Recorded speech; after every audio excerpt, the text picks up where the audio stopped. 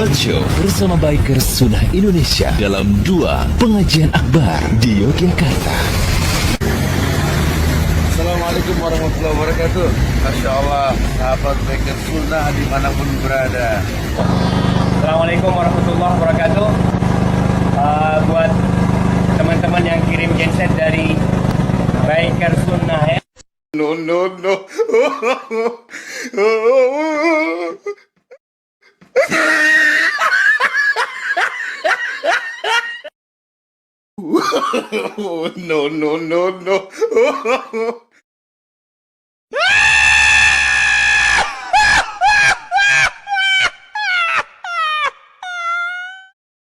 Dengan hobi manusia. Wah, nggak benar ini. Seperti hobi motor dan lain-lain. Atau apa ini? Biker sunnah. Nggak ada. Ini pedagang motor dia pakai nama sunnah, nggak ada. Ini sunnah besar. Nggak boleh dipakai nama. Ada laundry sunnah. Ada apa ini? Biker sunnah. Nggak ada motor yang motor gede aja, moge aja namain. Nggak ada sunnah. Ini motor biker sunnah. Ini bidah gitu. La ilaha illallah. Jahil. Emang yang lain nggak sunnah, makannya haram. Ini menjual nama sunnah untuk perdagangan, mencari keuntungan dunia. Apa hukumnya menamai hal-hal yang berkaitan dengan dunia dengan embel-embel sunnah? Seperti kaos sunnah, celana sunnah, rumah sunnah, dan lain sebagainya. Ini tidak pernah ada contohnya dari Nabi yang mulia bersama para sahabat. Atau membaca atau melihat laundry sunnah, perumahan sunnah.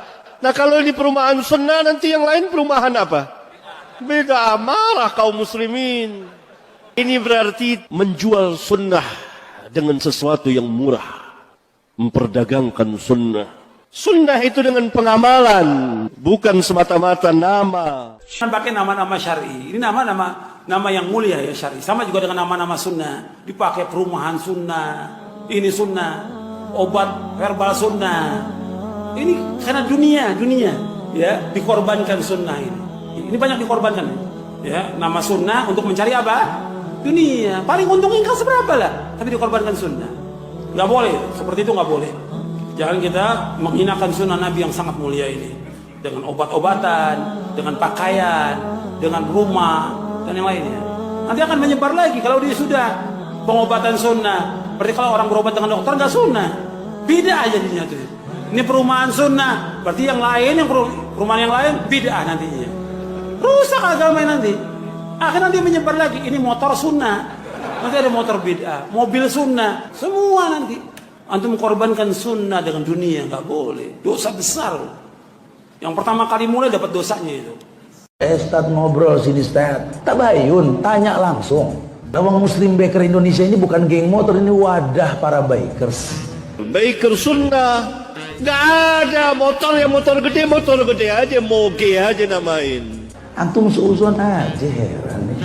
Kalau nggak bisa naik motor, anak boncengin aja. Susah.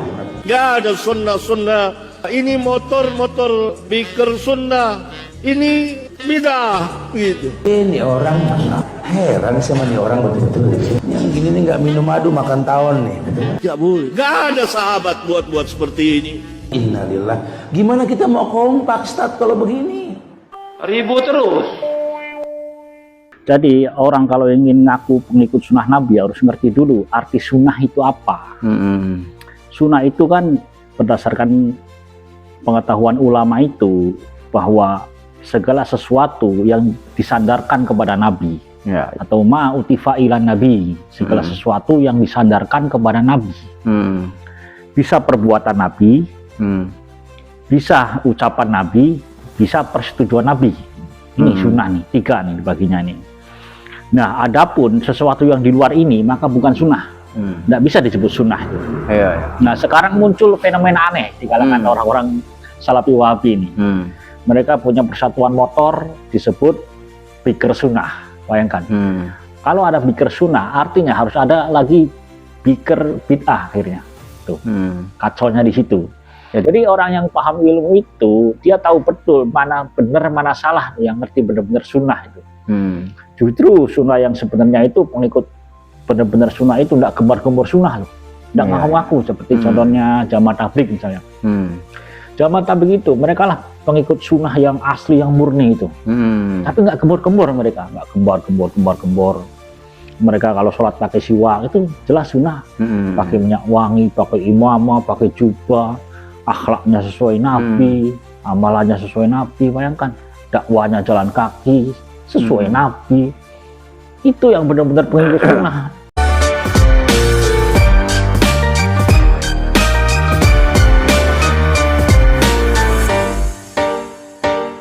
Assalamualaikum warahmatullahi wabarakatuh.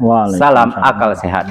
Oke guys, kita jumpa lagi di channel Dulur Official. Channel ini bertujuan untuk mencerdaskan anak bangsa.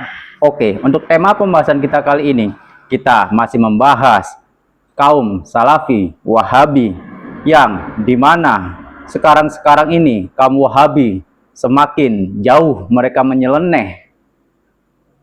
Bukankah yang sekarang ini dari kaum Wahabi banyak mereka memberi label-label, padahal mereka bukan MUI atau bukan mewakili dari MUI, yang seharusnya MUI lah yang ada wewenang untuk memberi label kepada produk atau apapun itu.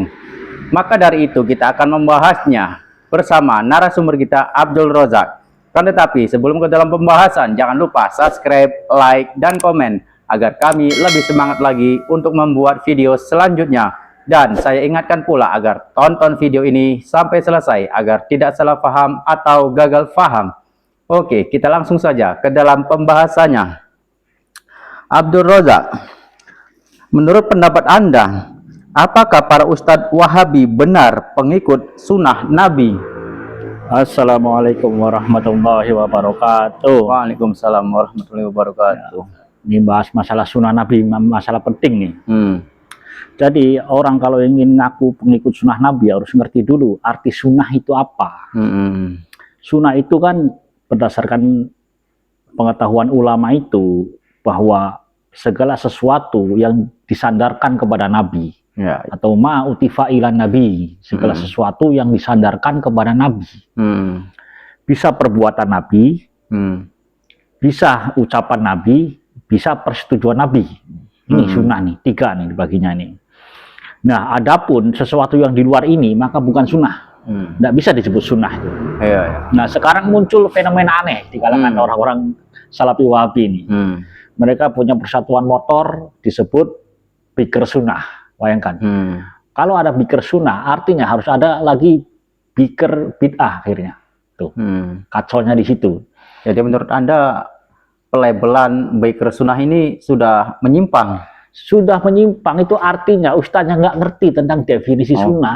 Jadi gembar-gembor di media ikut sunnah bohong. Karena mereka sendiri nggak ngerti tentang sunnah itu apa. Kalau mereka ngerti, nggak mungkin dia ngasih label biker sunnah, itu nggak mungkin. Mereka bikin perumahan, dikasih perumahan sunnah, coba. Nanti kalau ada perumahan sunnah artinya ada perumahan bid'ah akhirnya. Aneh kan? Ada lagi mereka bikin usaha laundry, dibikin lagi laundry sunnah. Segala sesuatu dikasih embel-embel sunnah. Sedangkan sunnah sendiri nggak ada loh main biker tuh. Nabi belum pernah main biker, main motor. Perumahan sunnah nggak ada zaman Nabi. Apalagi ibaratnya laundry sunnah, nggak ada mesin cuci zaman Nabi. Jadi lihat kekacauan ajaran Wahabi itu. Jadi orang yang paham ilmu itu, dia tahu betul mana benar, mana salah, yang ngerti benar-benar sunnah itu.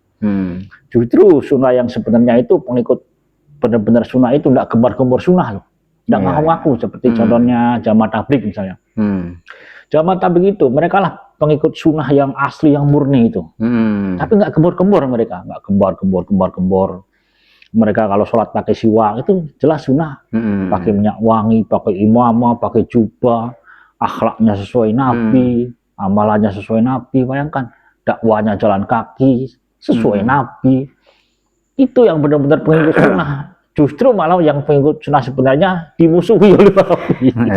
Dimusuhi, dituduh sesat, bayangkan tuh. Oke, kalau menurut Anda itu sudah menyimpang.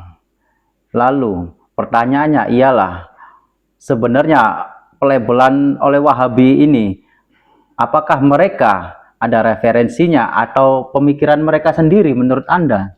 Ya kalau perkataannya ada referensinya itu jelas salah fatal. Nggak ada loh pikir sunnah, referensinya dari mana coba? Laundry sunnah, perubahan sunnah, apa-apa kasih embel-embel sunnah. Itu pertanda bahwa ustadznya itu nggak ngerti tentang definisi sunnah, itu nggak ngerti. Jadi beda loh antara orang yang ngerti sunnah dengan orang yang sunnahnya itu abal-abal, yang KW itu. Ini Wahabi ini pengikut sunnah yang KW kalau menurut saya itu. Oke, kalau seperti itu berarti menurut tanggapan Anda ini adalah pemikiran baru dan pemikiran mereka sendiri. Pemikiran mereka sendiri, karena nggak ada pikir-pikir sunnah itu, nggak ada. Oke, jadi menurut Anda nggak ada yang pikir sunnah tuh ya. Lalu pertanyaan selanjutnya, kalau kaum Wahabi ini bukan pengikut sunnah Nabi, lantas sebenarnya Ustaz Salafi ini pengikut siapa menurut Anda? Nah, orang-orang Salafi itu sebenarnya pengikut Muhammad bin Abdul Wahab. Yang makanya disebut Wahabi, pengikut Muhammad bin Abdul Wahab. Kenapa mereka sekarang ngaku-ngaku pengikut sunnah, pengikut pemahaman salaf, pengikut pemahaman sahabat? Itu hanya topeng saja itu loh. Topeng biar terlihat bagus di depan orang-orang awam. Akhirnya orang-orang awam terpengaruh kan. Oh, ini pengikut sunnah Nabi. Padahal coba tanya, arti sunnah saja mereka nggak ngerti. Kalau ngerti tentang sunnah, nggak mungkin bikin pikir sunnah itu, nggak mungkin. Oke, jadi menurut Anda kaum Wahabi ini hanya mengambil itu ialah sebagai magnet untuk menarik jamaah. Nah, sama seperti kalau saya ibaratkan seperti dukun lah. Nggak jauh beda seperti dukun. Dukun itu kalau apa-apa, misalnya punya ilmu kebal bacok misalnya, disebut ini ilmu laduni. Selalu embel-embelnya tuh yang berbau agama. Punya keris yang bisa nyala disebut karomah ini. Padahal itu di Shopee dijual loh keris-keris seperti itu. Yang bisa di alat-alat perdukunan. Iya, makanya Ibnu Rus pernah bilang begini bahwa bungkuslah segala sesuatu itu dengan agama. Niscaya orang-orang bodoh akan mengikutimu. Dibungkus dengan agama. Dibungkus kalau ibarat dukun dibungkus dengan ini karomah, ini ilmu laduni. Semuanya dibungkus agama, bahkan bawa dalil. Gus Samsudin itu di podcast itu beliau membawa dalil loh, surat An-Nas itu. Tapi terjemahannya salah. Yang viral itu kan suratnya surat An-Nas, terjemahannya itu surat Ad-Dariyat. Malulah di depan umum. Sama seperti orang-orang Salafi ini. Mereka kasih embel-embel yang bagus, embel-embel sunnah, embel-embel ikut Nabi, ikut sahabat. Padahal yang diikuti bukan Nabi, bukan sahabat loh. Bukan, yang diikuti pertama Muhammad bin Abdul Wahab itu yang diikuti. Dan Muhammad bin Abdul Wahab itu bukan ulama salaf, bukan. Ulama yang lahir di tahun 12 Hijriah. Bayangkan. Abad 12 Hijriah. Jauh bukan berarti salaf. jaraknya. Jauh. Jadi nggak ada dasar yang kuat bahwa mereka itu pengikut sunnah, pengikut salaf. Nggak ada dasar yang kuat. Coba kalau misalnya pengikutnya cerdas sedikit dulu, berpikir. Misalnya mereka ikut pemahaman sahabat misalnya. Coba tanya, syarat rukun wudhu itu ada berapa berdasarkan pemahaman sahabat? Syarat rukun sholat itu ada berapa berdasarkan pemahaman sahabat? Bingung Ustaznya nanti tanya-tanya begitu loh. Nanti untuk pembahasan mengenai syarat-syarat itu kita akan lanjut ke part keduanya nih Abdul Razak. Oke, terima kasih banyak atas waktu dan penjelasannya. Ya, sama-sama. Oke guys, kita akhiri saja video kita kali ini. Kita akan berjumpa lagi di part yang keduanya. Wassalamualaikum warahmatullahi wabarakatuh.